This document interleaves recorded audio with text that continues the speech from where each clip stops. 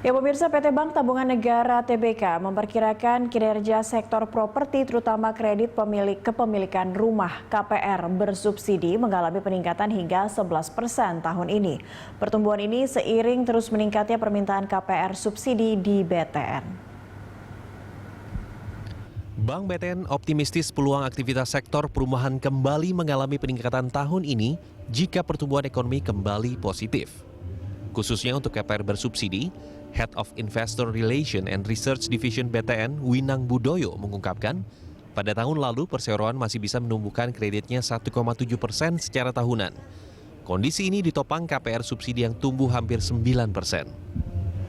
Pertumbuhan kredit tersebut lebih tinggi dari kredit secara industri yang mengalami kontraksi 2,41 secara tahunan sepanjang 2020.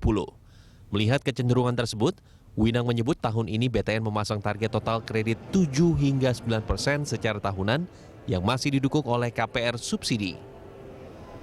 Namun karena pertumbuhan KPR subsidi cukup tinggi, maka tahun ini bisa tembus 2 digit.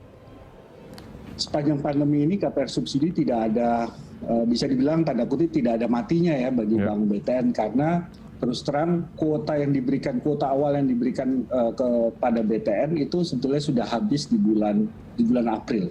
Ya untung saja memang pemerintah memberikan tambahan kuota, termasuk juga keluarnya SSB ya di tahun 2020. Nah, tapi intinya adalah sebetulnya kalau kita bicara tentang KPR subsidi, memang itu hal yang demand-nya tidak pernah turun, karena termasuk juga ini first home buyer tuh yang banyak yang masih belum mempunyai rumah. Salah satu yang mendorong itu adalah penyaluran KPR subsidi masih bisa tumbuh hampir 8-9%, sementara yang non subsidi memang sedikit terkendala karena memang terkait dengan segmentasinya. Salah satu yang bisa katakanlah menyelamatkan ya permintaan ataupun kredit yang sudah diberikan kepada nasabah KPR ini, karena memang mayoritas itu nasabahnya mempunyai atau segmen yang fixed income, jadi penghasilannya tetap. Nah, ya kenyataannya memang nasabah-nasabah yang fixed income ini relatif lebih mempunyai daya tahan ya, resilient terhadap penurunan daya beli, sehingga kita melihat pertumbuhan kreditnya masih cukup tinggi, sementara kualitasnya juga tetap terjaga baik. Menurut Winang, dalam diskusi online bertajuk optimalisasi bisnis BTN di masa pandemi, yang merupakan kerjasama majalah Investor, Berita Satu Media Holdings dengan Kementerian PUPR dan didukung oleh Bank BTN, pangsa pasar BTN terhadap rumah subsidi mencapai 89%. Salah satu yang membuat perseroan berkontribusi besar adalah tidak hanya memberikan kredit kepada end user atau pembeli rumah, namun juga memberikan kredit kepada pengembang, sehingga supply dan demand seimbang.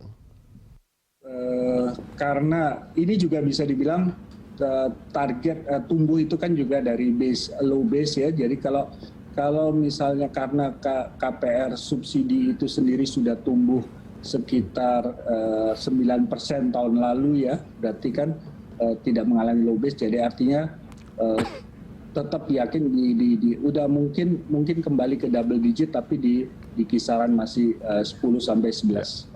Sudah bisa masuk. Staf khusus bidang perumahan Kementerian Pekerjaan Umum dan Perumahan Rakyat, Iskandar Saleh, menilai perumahan merupakan salah satu program strategis pemerintah. Untuk itu, lewat kebijakan pembebasan PPN dan loan to value sampai dengan 100% atau pembebasan muka Rp0, diharapkan membantu kalangan masyarakat berpenghasilan rendah memiliki rumah. Menurut Iskandar, berkenaan dengan optimalisasi bisnis Bank BTN, tentunya terkait dengan instrumen kelembagaan pelaksanaan kebijakan, serta program perumahan Badan Percepatan dan Penyelenggaraan Perumahan atau BP3. Juga yang perlu menjadi catatan bagi perbankan, khususnya Bank BTN, berkenaan dengan optimalisasi bisnis di masa pandemi, ini kita sebentar lagi akan memiliki Badan Percepatan Penyelenggaraan Perumahan. badan ini yang nantinya akan menjadi off-taker semua produk perumahan di sisi supply. Dan badan ini juga memiliki kewenangan, kalau kita lihat di sini, tugas T1 sampai T8. Wimang optimistis pertumbuhan ekonomi ke depan masih menjanjikan. Hal itu didorong oleh kebijakan pemerintah, perbaikan iklim bisnis dan ekonomi. Untuk KPR subsidi, BTN masih menyasar nasabah fixed income karena memiliki daya tahan yang cukup kuat menghadapi penurunan daya beli. Sehingga pihaknya melihat ada pertumbuhan kredit yang cukup tinggi di segmen KPR subsidi. Hal itu membuat kualitas kredit juga terjaga dengan baik. Tim Liputan Berita 1.